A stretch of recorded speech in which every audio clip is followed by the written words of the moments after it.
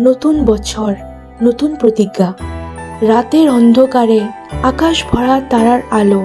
ছোট্ট রবি তার বাবার পাশে বসে বলল, বাবা, নতুন বছর আসছে, সবাই কি কিছু প্রতিজ্ঞা করে? বাবা হেসে বললেন, হ্যাঁ রে বাবা, সবাই নিজেদের আরও ভালো মানুষ বানানোর প্রতিজ্ঞা করে।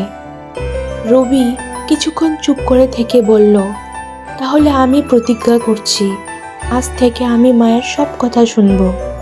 বাবা তখন তাকে জড়িয়ে ধরে চোখের জল আটকাতে চেষ্টা করে বললেন, তুমি জানো রবি, ভালো মানুষ মানে শুধু নিজেদের কথা শোনা নয়।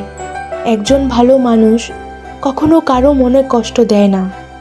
আর নারী মানে মা, দিদি, স্ত্রী, তাদের সম্মান করাটা মানুষের প্রথম দায়িত্ব। তুমি যদি নারীদের সম্মান করতে শেখো, তাহলে মানুষ তোমাকে শ্রদ্ধা করবে আর তুমি সত্যিকারের মানুষ হয়ে উঠবে। রবি তখন বাবার কথা শুনে গম্ভীর হয়ে বলল, বাবা, আমি কথা দিচ্ছি, আমি নারীদের সব সময় সম্মান করব। আকাশে আতশবাজি ফেটে উঠল। নতুন বছরের প্রথম দিনটা যেন নতুন প্রতিজ্ঞায় ভরে উঠল।